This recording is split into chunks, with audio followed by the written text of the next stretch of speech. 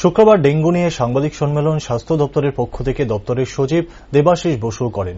সাংবাদিকদের মুখোমুখি হয়ে তিনি বলেন, ডেঙ্গু নিয়ে সতর্ক রয়েছে রাজ্যের স্বাস্থ্য দপ্তর। এমনকি ডেঙ্গুর প্রভাব শহর অঞ্চলেও দেখা যাচ্ছে, যার ফলে শহর এবং গ্রামাঞ্চলের বিভিন্ন জায়গায় ফগিং করা হচ্ছে। তার পাশাপাশি রবিবার দিনটিকে ড্রাই ডে হিসাবে ঘোষণা করা হয়েছে দপ্তরের পক্ষ থেকে। ঠিক সেই সূত্রে যদি কারোর বাড়িতে জমা জল অবস্থায় থাকে তাহলে সেটাকে এই ড্রাই ডেতে পরিষ্কার করার নির্দেশ দেওয়া হয়েছে দপ্তরের তরফে। তাছাড়াও দপ্তরের তরফ থেকে বিভিন্ন টিম শহর এবং গ্রামাঞ্চলের বিভিন্ন ডেঙ্গু কবলিত এলাকাগুলিতে পরিদর্শন করেছেন।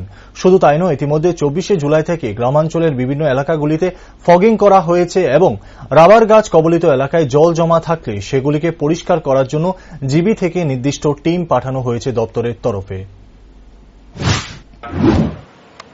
শহরাঞ্চলে আরবান এলাকাতেও আমরা দেখতে পাচ্ছি এটা।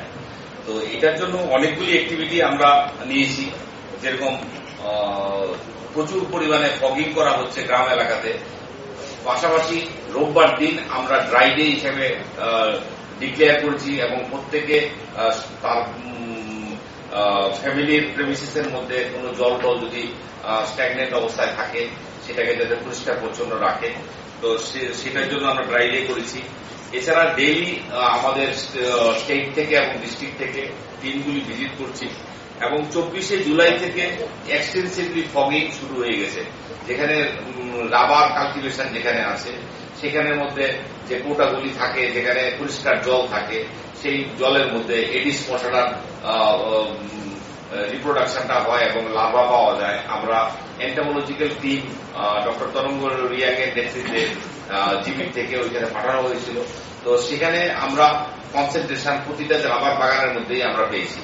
এখানে আইসি অ্যাক্টিভিটি আমরা পিআরআই বডির সঙ্গে অ্যাক্টিভলি আমরা কাজ করছি, যাতে রাবার বাগানে কাজ করার সময় গায়ে জামা কাপড় পরে যায়।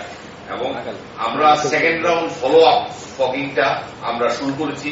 প্রথম লেভেলে তো ফগিংটা শুরু হয়েছে এবং সাফিসিয়েন্ট পরিমাণে লজিস্টিক্স, পাইপ থ্রয়েড, যা যা কেমিক্যালস লাগে সেই কেমিক্যালস গুলি আমাদের মোটামুটি সাফিসিয়েন্ট স্টক আছে। আর ম্যান পাওয়ার আমরা এডিশনাল ম্যান পাওয়ার সিপাহীজলাতে ওই এলাকাতে আমরা দিয়েছি।